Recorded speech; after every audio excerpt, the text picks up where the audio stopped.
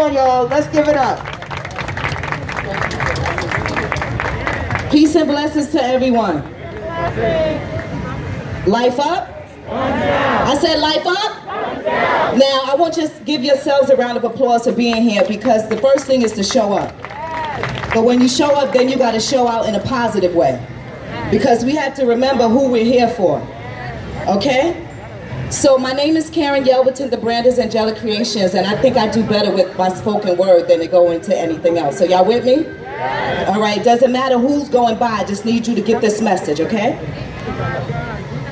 America, don't make it a murderous place to live, where we have been systematically programmed from the start and passed it along to our kids.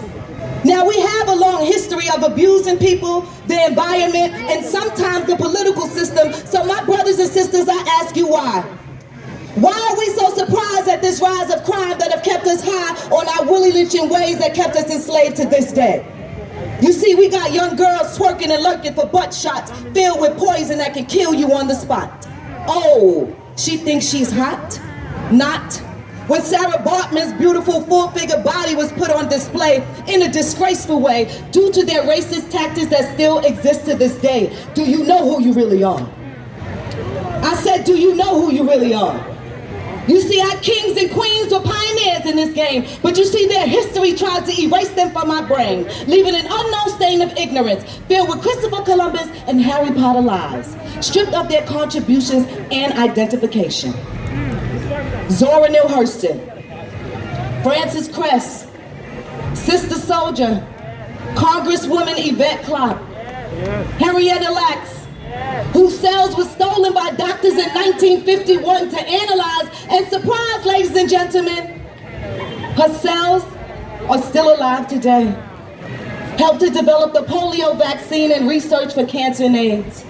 But you see, there was no family conversation as long as her cells were spread all throughout this nation. America, do not make it a murderous place to live. I said, do not make it a murderous place to live. Because they will pretend to care as long as you have enough bucks, cash, or grass. So while teaching class, I had to ask, what is your future goals in life? One student said a football player, another said a lawyer, another said a doctor. Congresswoman, I was on a roll. Until another student stood up and said, I want to be alive. Now you see, I cannot let this slide.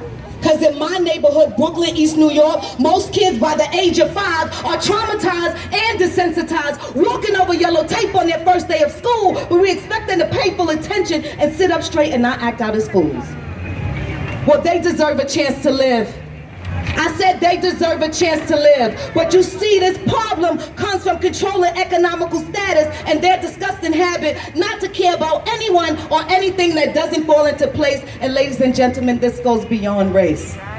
So you know what?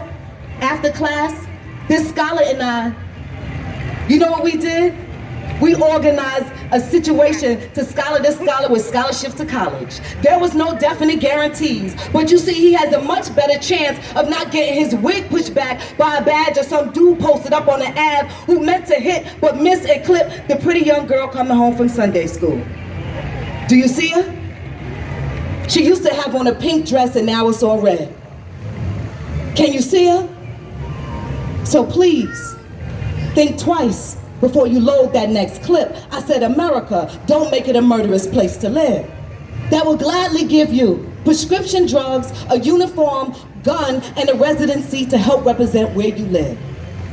Fighting for a cause that you might not quite understand. But you see those skilled media representatives that help you understand how seeing the dead faces of men, women, and children is a necessity on the battlefield, but not as important as the murders that are committed right here in New York City. I said, Congresswoman Yvette, you know what amazes me? How we have Chicago Fire and PD for the whole world to admire on Hulu and regular TV. But you see, they are never shown those real war zones on every block where there is a hot spot that you cannot cross without seeing a memorial or fearing for your life. But when one of us are hit, we sing a different song that's soon to be played out, because that was my dude or my girl and I'm gonna go all out, while another family mourns. a mother, a father, a sister, a brother, a cousin, an aunt, an uncle, grandparents. Do you understand that that whole entire community is torn? From birth, a mother experiences the gift of attunement with each and every child. So please, help me understand how we are okay with our babies being killed in the street. I'm nervous. Sometimes I'm afraid to turn on the news. Are they showing us signs and giving us clues? Not our babies. Repeat after me, not our babies. They will not become a part of America's murderous place to live. So please, stop individualizing. Put the phone down for a second. Have a conversation with somebody. You just might be able to save a life. For we are all still one big black family, and it takes a village to raise a child upright. After all, always remember, America is our home. We built this. Thank you so much, ladies and gentlemen.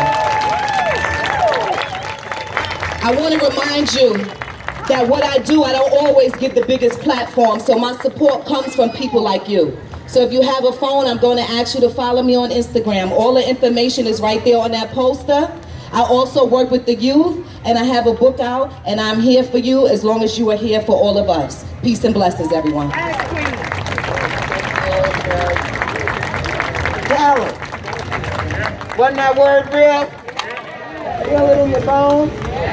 Yes. Let it inspire you today. Let it motivate you today. And in that spirit, there's a woman that has motivated me for years. I've known her before she even moved into elected office or